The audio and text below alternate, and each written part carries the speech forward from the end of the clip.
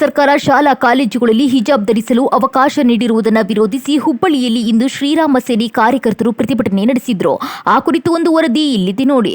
ಹೌದು, ರಾಜ್ಯ ಸರ್ಕಾರ ಮತ್ತೆ ಹಿಜಾಬ್ ವಿವಾದವನ್ನ ಮುನ್ನೆಲೆಗೆ ತಂದಿದೆ ಎಂದು ಆರೋಪಿಸಿರುವ ಶ್ರೀರಾಮ ಸೇನೆ ಸರ್ಕಾರದ ನಿರ್ಧಾರ ವಿರೋಧಿಸಿ ಬೀದಿಗಿಳಿದು ಪ್ರತಿಭಟನೆ ನಡೆಸಿತು. ಕೆಲ ದಿನಗಳಿಂದ ಶಾಂತವಾಗಿದ್ದ ಹಿಜಾಬ್ ವಿವಾದ ಇದೀಗ ಮತ್ತೆ ರಾಜಕೀಯ ಚರ್ಚೆಗೆ ಕಾರಣವಾಗಿದೆ. ನಗರದ ಸಂಗೊಳ್ಳಿ ರಾಯಣ್ಣ ವೃತ್ತದಲ್ಲಿ ಜಮಾಯಿಸಿದ ಶ್ರೀರಾಮ ಸೇನೆ ಕಾರ್ಯಕರ್ತರು ಸರ್ಕಾರದ ವಿರುದ್ಧ ಘೋಷಣೆ ಕೂಗಿ ಆಕ್ರೋಶ ವ್ಯಕ್ತಪಡಿಸಿದ್ರು. ಶಾಲಾ ಕಾಲೇಜುಗಳಲ್ಲಿ ಹಿಜಾಬ್ ಧರಿಸಲು ಅವಕಾಶ ನೀಡಿರುವ ಆದೇಶವನ್ನು ತಕ್ಷಣ ಹಿಂಪಡೆಯಬೇಕು ಎಂದು ಒತ್ತಾಯಿಸಿದ್ರು.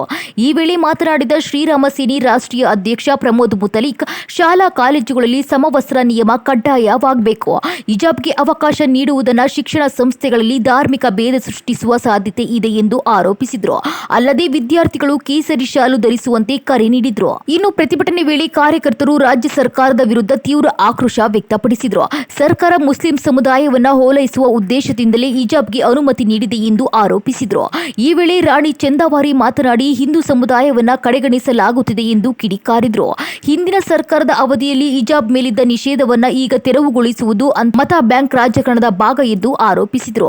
ಅಷ್ಟೇ ಅಲ್ಲದೆ ಪ್ರತಿಭಟನೆ ವೇಳೆ ಮುಖ್ಯಮಂತ್ರಿ ಸಿದ್ದರಾಮಯ್ಯ ಹಾಗೂ ಶಿಕ್ಷಣ ಸಚಿವ ಮಧು ಬಂಗಾರಪ್ಪ ಅವರ ಭಾವಚಿತ್ರಗಳಿಗೆ ಬೆಂಕಿ ಹಚ್ಚಿ ಆಕ್ರೋಶ ವ್ಯಕ್ತಪಡಿಸಿದ್ರು. ಇನ್ನು ಯಾವುದೇ ಕಾರಣಕ್ಕೂ ಹಿಂದೆ ಸರಿಯಬಾರದು ಎಂದು ವಿದ್ಯಾರ್ಥಿಗಳಿಗೆ ಶ್ರೀರಾಮ ಸೇನೆ ನಾಯಕರು ಕರೆ ನೀಡಿದ್ರು.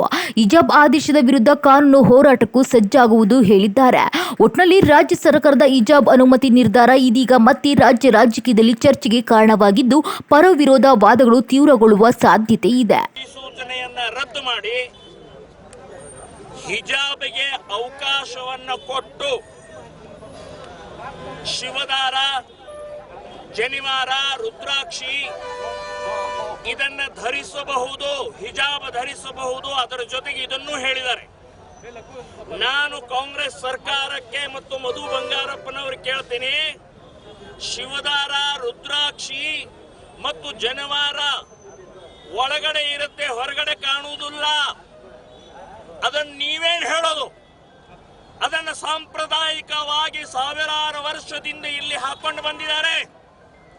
ಸೊ ಅದನ್ನ ಹಾಕೋಬಹುದು ಅಂತನೋ ನೀವ್ಯಾರು ಹೇಳೋರು? ಏನಂತ ತಿಳ್ಕೊಂಡಿದ್ದಾರೆ? ಶಿವದಾರ ಅಥವಾ ಈ ಜನಿವಾರ ಅಂತಂದ್ರೆ ಏನು ದಾರಾನ? ಅದು ಶಾಸ್ತ್ರ ಇದ್ರೆ ಶಾಸ್ತ್ರೋಕ್ತವಾದಂತಹ ಪ್ರಕ್ರಿಯೆ ಹಿನ್ನೆಲೆಯಲ್ಲಿ ಹಾಕೊಂಡದ್ದನ್ನು ಹಾಕೋಬಹುದು. ಹಿಜಾಬ್ ಜೊತೆಗೆ ಕಂಪೇರ್ ಮಾಡ್ತೀರಿ ನೀವು? ಹಿಜಾಬ್ ಹೈಕೋರ್ಟ್ ನಲ್ಲಿ ಬಹಳ ಸ್ಪಷ್ಟವಾಗಿ ಹೇಳಿದ್ದಾರೆ, ಧಾರ್ಮಿಕ ವಿಧಿವಿಧಾನದ ಪಾರ್ಟ್ ಅಲ್ಲ. ಹೈಕೋರ್ಟ್ ಹೇಳಿದೆ, ಕುರಾನ್ ಓದಿ ಹೇಳಿದೆ, ಶರಿಯಾ ಓದಿ ಹೇಳಿದೆ. ಸೊ ನೀವು ಸುಪ್ರೀಂ ಕೋರ್ಟ್ಗೆ ಹೋಗಿದ್ದಾರೆ. ಆ 5 ಮುಸ್ಲಿಂ ವಿದ್ಯಾರ್ಥಿನಿಯರು ಇನ್ನೂ ಜಡ್ಜ್ಮೆಂಟ್ ಆಗಿಲ್ಲ. ಅಷ್ಟೊಳಗಡೆನೆ ನೀವು ಇವತ್ತು ಅಧಿಸೂಚನೆ ಹೊರಡಿಸ್ತೀರಿ ಹಾಕೋಬಹುದು ಅಂತಂದ್ರೆ ಕಂಟೆಂಪ್ಟ್ ಆಫ್ ಕೋರ್ಟ್, ಕಾನೂನಿನ ಉಲ್ಲಂಘನೆ. ಸೊ ನೀವು ಸರ್ಕಾರದವರು, ಶಿಕ್ಷಣ ಮಂತ್ರಿ ಕಾನೂನಿನ ಉಲ್ಲಂಘನೆ ಮಾಡೋದಾದ್ರೆ ಸಾಮಾನ್ಯ ಜನರ ಕಥೆ ಏನು? ಸೊ ಇದರ ವಿರುದ್ಧ ಕಾನೂನಾತ್ಮಕ ಹೋರಾಟವನ್ನು ಕೂಡ ಮಾಡ್ತೀವಿ. ಇದಲ್ಲದೆ ಇವತ್ತು ಅಧಿಸೂಚನೆಯನ್ನ ಹರಿದು ಹಾಕಿ ನಾವು ಹೋರಾಟ ಪ್ರತಿಭಟನೆಯನ್ನು ಮಾಡಿದೀವಿ. ಬರೇ ಇವತ್ತು ಇಲ್ಲಿ ಹಿಜಾಬದ ಪ್ರಶ್ನೆ ಅಲ್ಲ. ಹಿಜಾಬ್ ಎಲ್ಲಿ ಬೇಕಾದಲ್ಲಿ ಹಾಕೊಳ್ಳಿ. ಸಮಾನತೆ, ಏಕತೆ, ಭಾರತೀಯತೆ ಅಂತನ್ನುವಂಥದ್ದಕ್ಕೆ ಇವತ್ತು ನೀವು ವಿರೋಧಿಗಳಿದ್ದೀರಿ, ಸಂವಿಧಾನ ವಿರೋಧಿಗಳಿದ್ದೀರಿ. ಬರೇ ಮುಸ್ಲಿಂ ವೋಟ್ ಮಾತ್ರ ನಿಮಗೆ ಬೇಕಾಗಿದೆ. ಮುಸ್ಲಿಂ ಮುಸ್ಲಿಂ ಮುಸ್ಲಿಂ ಅನ್ನುವಂತಹ ದೃಷ್ಟಿಯಿಂದ ವಿದ್ಯಾರ್ಥಿಗಳನ್ನು ಹಾಳು ಮಾಡ್ತಾ ಇದ್ದೀರಿ, ವಿದ್ಯಾರ್ಥಿಗಳಲ್ಲಿ ಬೆಂಕಿ ಹಚ್ತಾ ಇದ್ದೀರಿ, ಗಲಭೆಗೆ ಕಾರಣಕರ್ತರಾಗ್ತಾ ಇದ್ದೀರಿ ಅಂತನ್ನುವಂಥದ್ದು ಈ ಸಂದರ್ಭದಲ್ಲಿ ಸ್ಪಷ್ಟವಾಗಿ ನಾನು ಹೇಳ್ತಾ ಇದ್ದೀನಿ.